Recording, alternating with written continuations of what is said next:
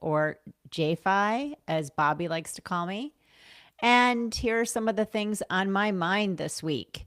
We're trying to do these more often, and it's really hard to schedule with the girls and their work schedule. So I'll have guests from time to time, but in general, I'm going to try to do multiple times a week with different things going on that are a little bit of a distraction, maybe, from everything going on in the world. I feel like the world is a little bit on its end right now with the things going on overseas and everything here in the US. I think people feel very unsettled, and I think that Nancy Guthrie is only one person, but I think everybody is unnerved by it.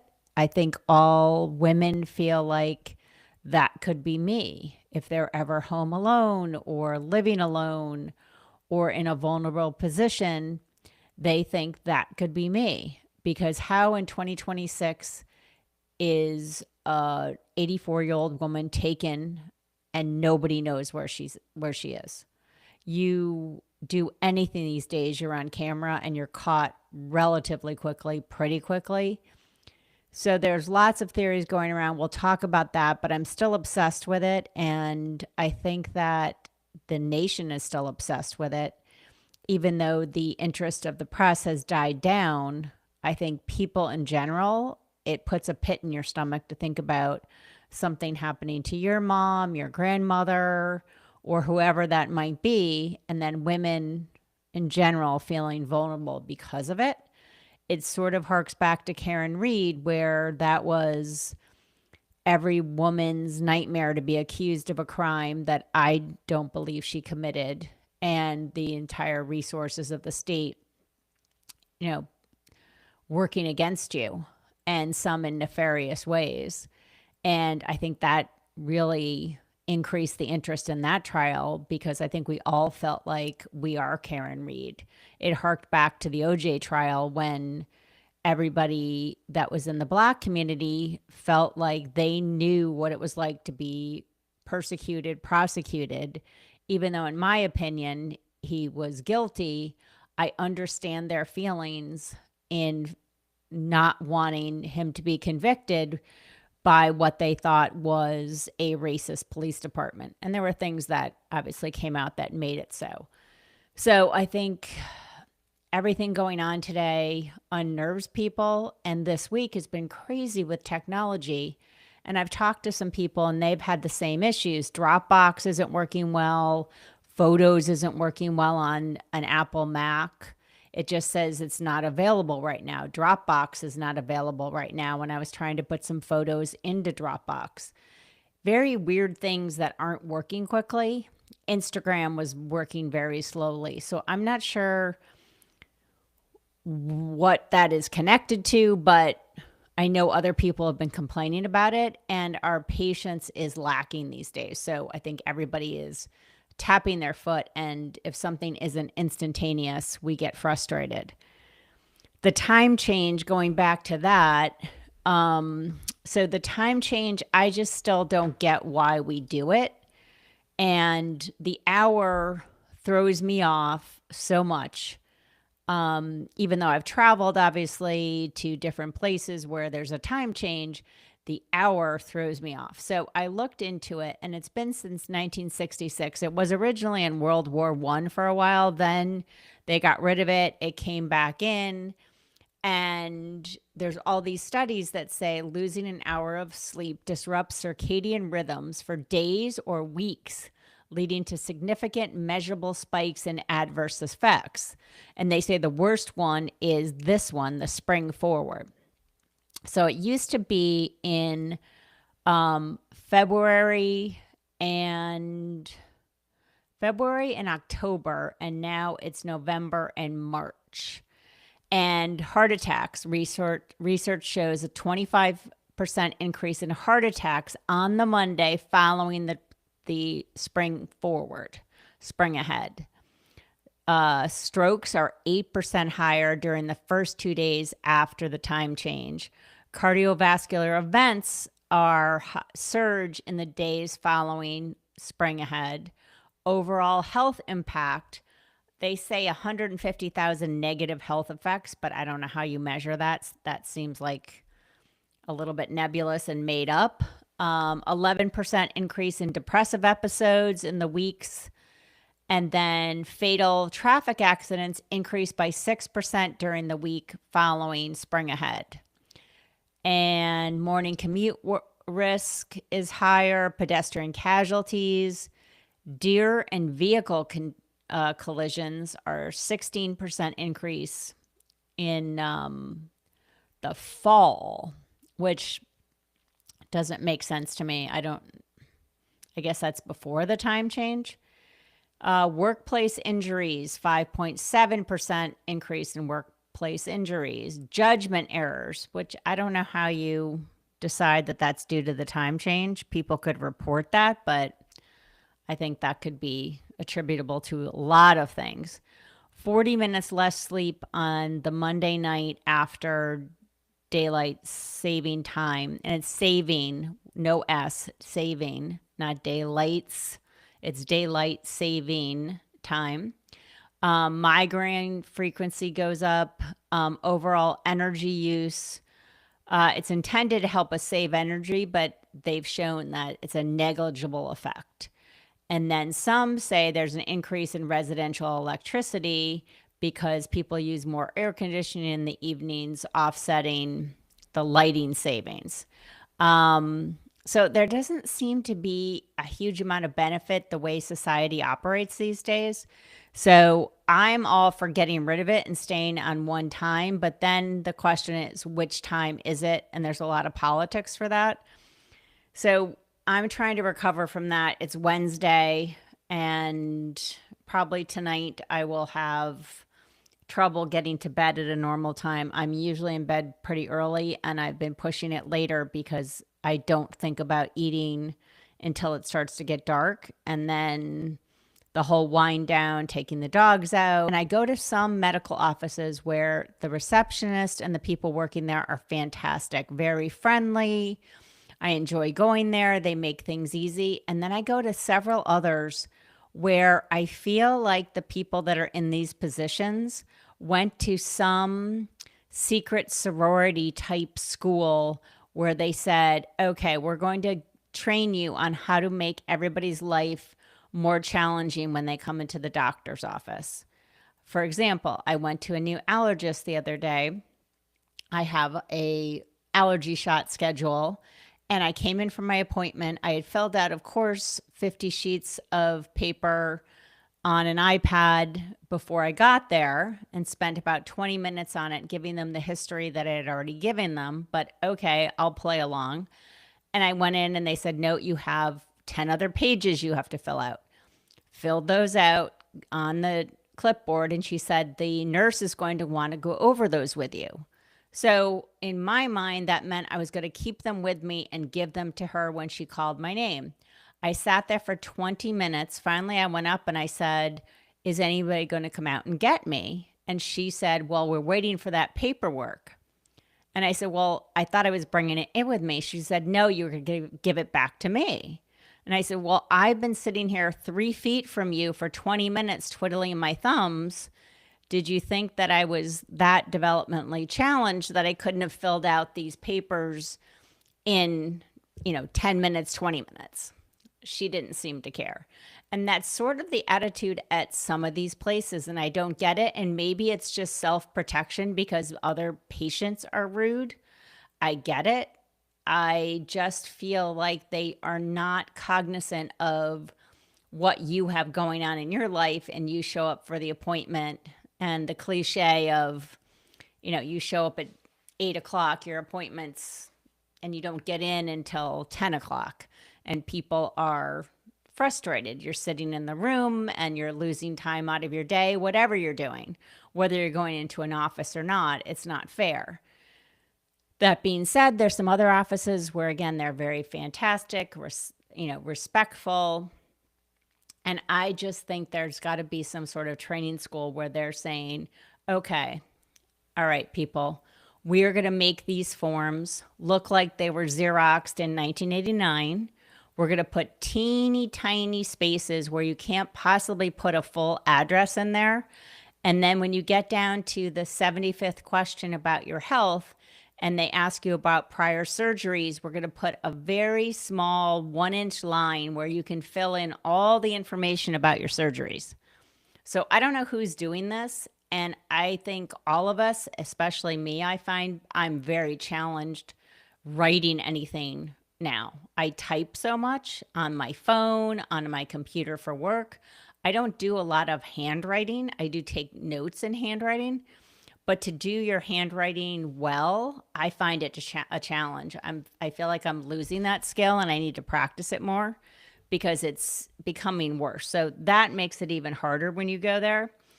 The other thing is whenever you call the office and they say, hello, this is so-and-so's doctor's office. If this is a medical emergency, please hang up and call 911. I don't know who's calling the dermatologist for a medical emergency, but hey, I don't know. Not everybody thinks like I do, I guess. I would not be doing that. And then they always lure you in and say, please listen to all of our options because our options have changed. They have not changed. They haven't changed since 2020 because you still have a COVID message at the end of your recording. So I'm not listening to all your options. I know it's still 0. Most of them will let you get through with 0. Some of them are on to me, and that will get you nowhere. And you do have to listen to all the options. So those are the challenges at going to the doctor these days. And then the general health insurance issues, if there's a claim, if they don't pay it correctly, if they have to recode it. So that's a challenge. The main thing I'm still obsessed with, though, is the Nancy Guthrie case. I can't get over it. I can't get over that we can't figure out what happened. And I find it so sad and nauseating for their family and for her, obviously, and everybody that knew her. And I just find a lot of it very bizarre. I just find it suspicious that we have nothing. We have this guy with the plant at the front door and the face mask, and we've got nothing else. And maybe they have other things, they're just not telling us. And so there's people that keep coming up with theories. And I think you go to really ridiculous theories when they're not giving us any information. So I'm hoping they solve it soon, but I think everybody is obsessed with it and going way overboard with some of their theories. So some of the most recent theories, the Daily Mail had 6 theories. So the timeline, everybody knows. She went home. She was dropped off by her son-in-law. She went missing in the middle of the night. They say that she's been taken out of her bed, according to Savannah's Instagram post. They got multiple ransom notes, none of which were proven true, and no payments were made, ostensibly.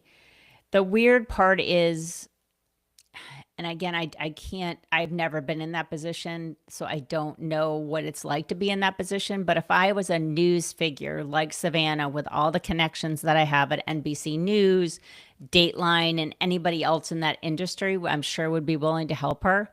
I don't understand why you're not having press conferences, why you're not having a prayer vigil, why you're not out there promoting it every day. Any rinky-dink situation in Nowheresville, US now has an attorney as the spokesperson, a family person as a spokesperson, somebody keeping it alive that's the face of the family. And I find it very odd that that's never been the case. I don't know why that is. I'm sure she was maybe counseled against it, but it doesn't seem kosher that that's the case. I just think anybody I know, if that was the case, somebody in our group or community or family would be out there really pushing in the press, in the public, for the news to stay active. And now the case just feels like it's very cold, but it may not be cold.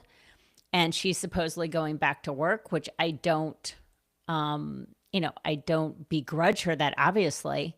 I don't know what she's supposed to do out in Arizona anymore. I did find it odd that her reunion at the Today Show was in the studio right through the glass so that anybody could film it. TMZ filmed it from right outside the glass to see exactly what was going on. So that seems like that was planned that way. And then they released a statement from what happened at that meeting. And that seems to me that that should be a private meeting, especially since she hasn't said anything about, they haven't had a spokesperson come out and say anything about the investigation or what the family wants from the investigation.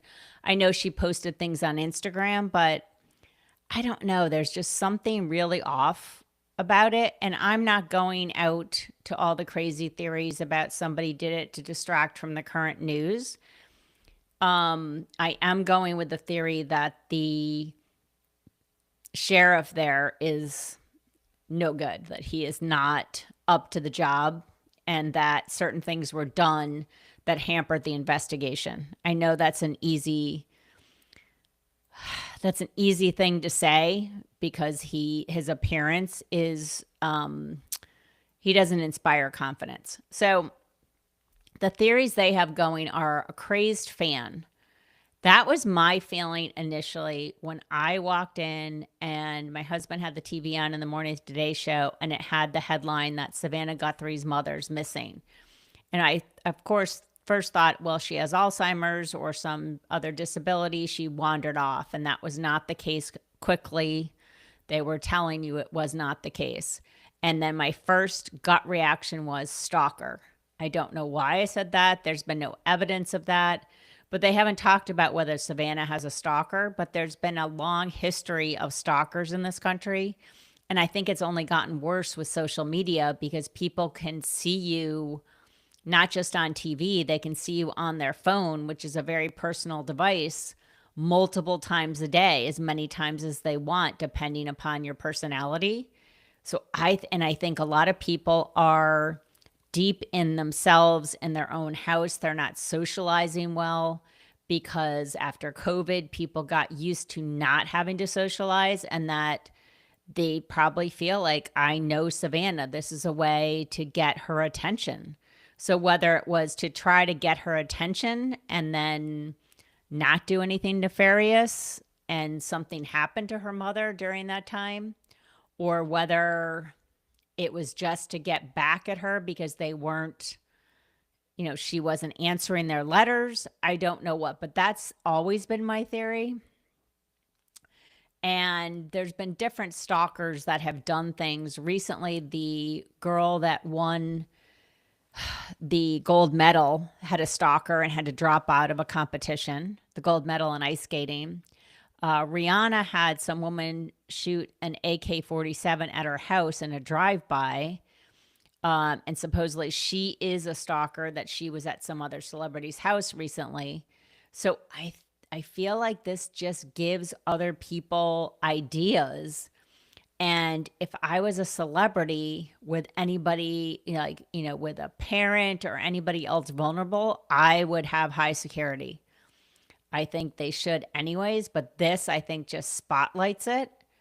And in our neighborhood here, I know a lot of the gentlemen that walk, and there's a couple guys that we've been talking about this when I pass them and what's our latest theory.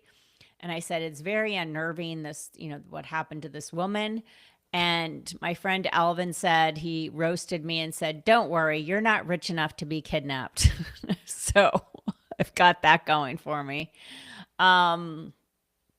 But I think it is unnerving if it were a stalker. Did they get what they wanted out of it? Because she's been posting these direct messages on Instagram, which ostensibly seemed like they were talking to a particular person. So was that enough to give this person what they wanted?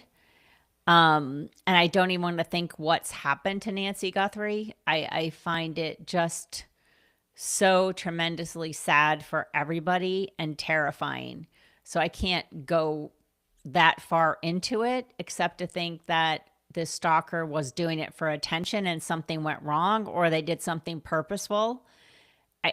I don't know if I believe the revenge motive, which I'll get to, but the second one was a burglary gone wrong. I totally dismiss that. I'm sorry. I think that's crazy where it is in Tucson. I've been to Tucson and I don't know her neighborhood, obviously, but there are some very rural parts of Tucson. And where she was, you don't stumble upon it. And she wasn't dressing like the Kardashians with jewels and all kinds of fancy stuff. Maybe she had things in that house of which I'm unaware, but I just think that doesn't make any sense.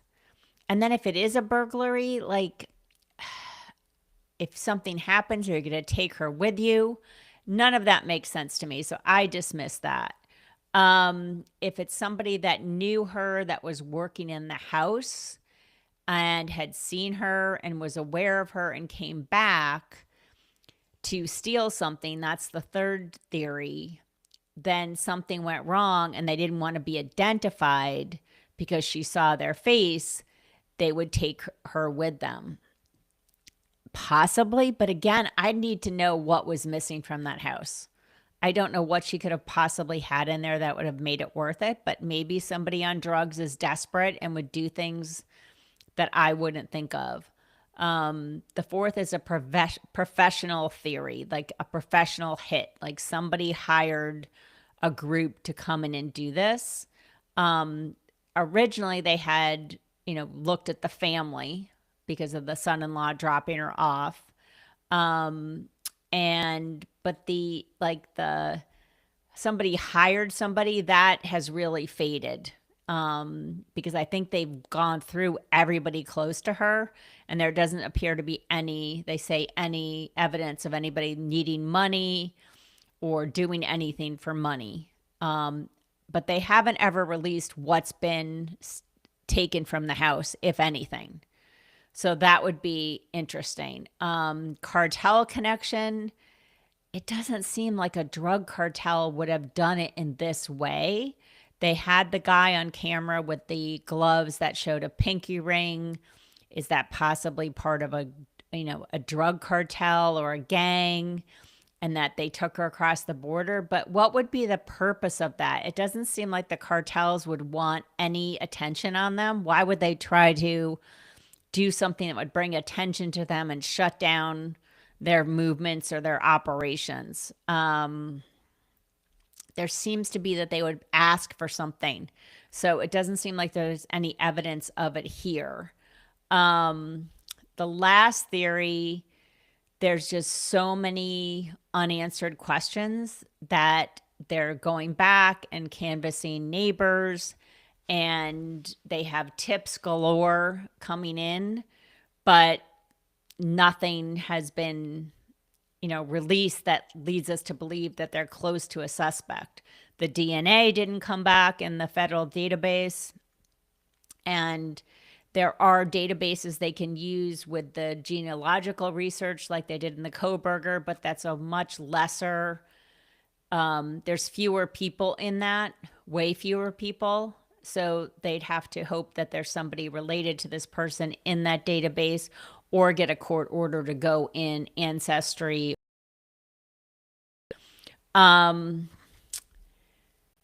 So there's people that are saying in the FBI sources that the case is red hot. It's not cold, that there's tons of leads. But still, I think it unnerves everybody in the US that something like this can occur in this day and age, because they have said there will be no more serial killers in this country because of the tracking of arrests and cars and phones and everything else. You're tracked everywhere. And then it's very, back in the 70s and the 80s and the 60s, 70s, 80s, there wasn't all of that. There was no trail unless you had your picture taken in the security camera at a gas station, perhaps. So now there's all this tracking. You get tracked everywhere. You talk to your friend about a sofa at Pottery Barn and you go home and it's on your phone for an ad. So I think all of us just don't understand why there's no tracking of this person. Nothing has come up. And again, maybe they have other stuff, but I don't know. I'm going with the stalker theory. I think it was a stalker who wanted the attention and something went wrong. He didn't know how to take care of her. Something went wrong when he abducted her. And as horrible as that is to think about, and this is where we are. Because if it was a true ransom, they would have asked for money so far. They have not done that. Except these fake people, and there was nothing to say that, they gave them proof of life. So I'm going with the stalker theory. I hope they solve it soon. And I hope we get some answers to why the Guthrie family has proceeded like they have. Maybe they got advice from a lawyer. I don't know. But I find it very strange that this has been how it's conducted. The other strange thing that's happened recently is that there's a general who was in charge of UFOs. Now, he lived in, let me see. Let's see, where did he live? He lived in, let's see, library.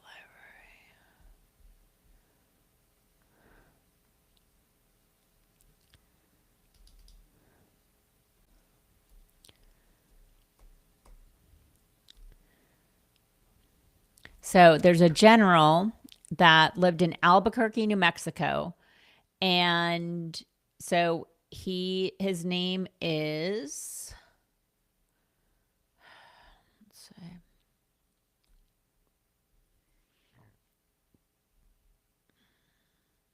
So his name is William Neal McCaslin, and he was a general that was in charge of, in the U.S. Army, and he was in charge of UFOs. Now, recently they've talked about releasing all the UFO information to the public, just like they've released, different files on Epstein and JFK's assassination. They're talking about releasing these. So right around the time they're talking about it, this guy who's 68, I don't know, they haven't reported that he had any medical conditions, but that he disappeared after leaving his home on foot, leaving his phone behind. So let's see, what else do they have to say about it?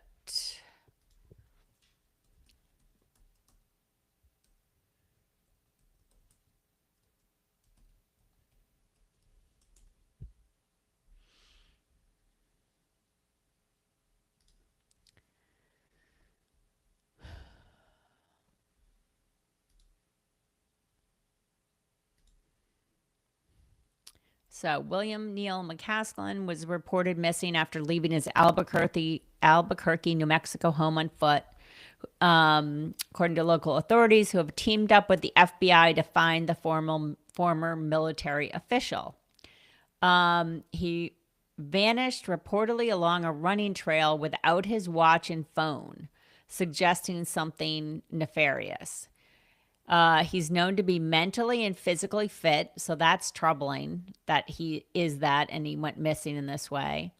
And that he may know whatever secrets the government may be hiding about UFOs and non-human intelligent life. And they said due to his medical issues, law enforcement is concerned for his safety. So on one hand, they say that he's mentally and physically fit, but then they're saying they're concerned for his safety. So I'm not sure which it is. And that he was seen as being sympathetic to the idea of releasing all the UFO and alien life files. So it's just very strange that right around the time that it was announced they might be released, he's all of a sudden gone. And that they're saying this is a man with the most sensitive secrets of the United States in his head. So that's been going on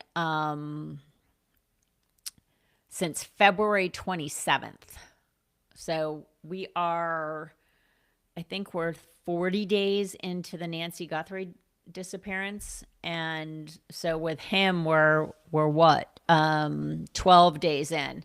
and it hasn't really been covered that much. So I'm very interested to see. I hope they find him, but that is very suspicious, which leads me to believe that the world is on its end. And speaking of the world on its end, poor Britney Spears, she is having a meltdown. I feel so bad for this girl. She was put to work as a singer, actor, celebrity at such a young age, supporting her family. And as we know, she had a conservatorship. Her father was in charge of it for a few years. She had gone off the rails. She was seen at one point, she had shaved her head and she was fighting with the press with umbrellas and just looking completely nuts. And so her father was appointed conservator of her estate and then reportedly wasn't giving her money. These are the reports that came up. So her whole fan club was protesting. There was a whole movement to rid her of the conservatorship. In fact, I was so behind it, I actually had a shirt that said "Free Britney." I was so convinced that she was being hoodwinked by her father and these trustees. They were spending all her money and they weren't giving her money for what she wanted when she was the one who had earned it all. So I was outraged for her. So they finally overturned it. She was given back her money. She got engaged to somebody and then they called off the engagement. But now she's posting very disturbing videos on Instagram where she's half clothed or not even, like maybe no clothes on top, where they've put like little covers on like Instagram hearts to cover up what's going on there. But she looks very distressing and her house looks like it's a mess behind her. And then within the last few days, she was arrested for DWI. So why on earth is she driving? I'm sorry. I know a lot of people around here, when they go out, they have somebody drive them. They don't drive themselves, and they have way less money than Britney Spears does. So that tells me that she's really in trouble. She doesn't have the judgment to have a driver, or maybe somebody who didn't want to take her. I didn't even know where she was going at the time. So that's a distressing situation. They're not releasing the mugshot, they said, out of concern for her privacy, which is, you know, a little too much, a lot too late at this point, because she's been really subjected to this torture of the press her entire life. So I feel horrible for her with everything she's accomplished in life. And she's not very old. I think she's only 40, 44 maybe. But she's been in show business for 30 something years at least. I don't know how old she was when she started. So I am praying that they get her some help. I hope that she has a relationship with her children. I know that was at risk before.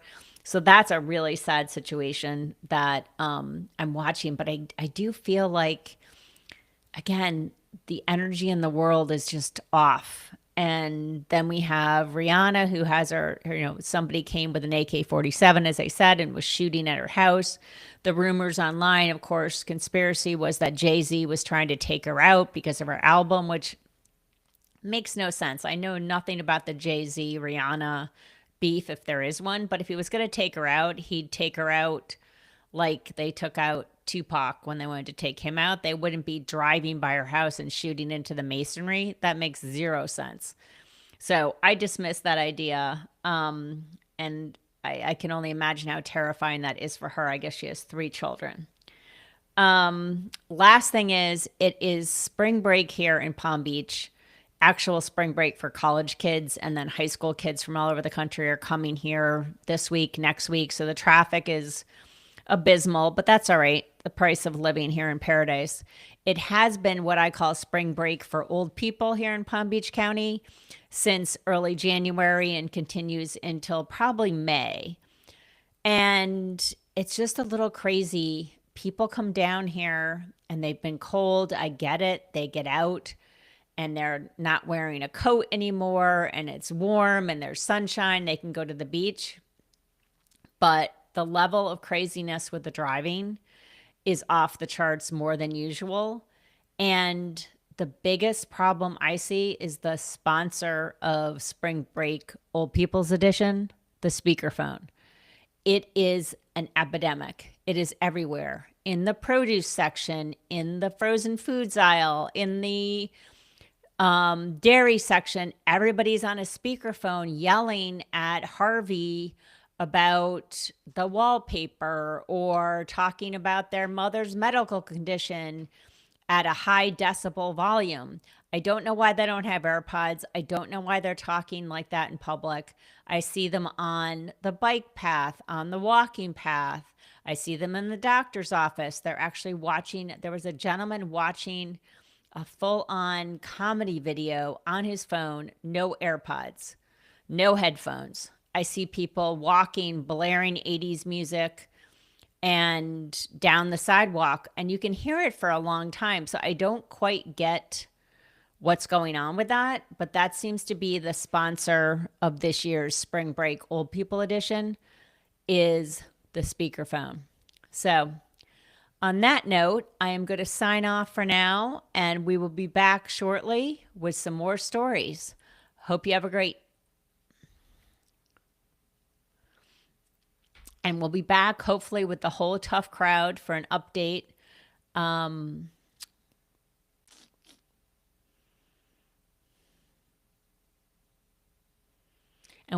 we'll be back next time, and we'll be talking about Love is Blind. If you haven't watched Love is Blind, you need to catch up. The reunion show is coming out today, March 11th. And then Love Story, the JFK Jr. Carolyn Bessette story. I love it. I think it's great. And I think the younger generations are loving it because they weren't around when it was going on. So they are really enthralled with it, the fashion. And now it makes me look back at pictures of myself from back then. And I think, okay, it makes sense because I kept thinking the clothes I wore back then were very harsh for me. The dark colors and the heavy belts and the loafers. And then the jeans weren't soft back then. They were all 100% cotton, no stretch. So everybody just sort of looked all the same. Like we all shopped at Gap. Not as great as Carolyn Bessette looks in this, or the actress playing Carolyn Bessette looks in this show, but it's definitely worth a watch. The music's fantastic. And then explaining it to Maisie, who wasn't obviously around then, who Jackie O was, why she was Jackie O versus Jackie Kennedy, and everything that had gone on at that time is very interesting. So that we're going to talk about next time. But Love is Blind, I'm telling you, it is really an easy series to watch because you just forget about everything and think, what is happening with these people? And then by the end, you realize that's why they're on this show. That's why they couldn't find somebody on their own and they had to go on this show. So signing off. See you later.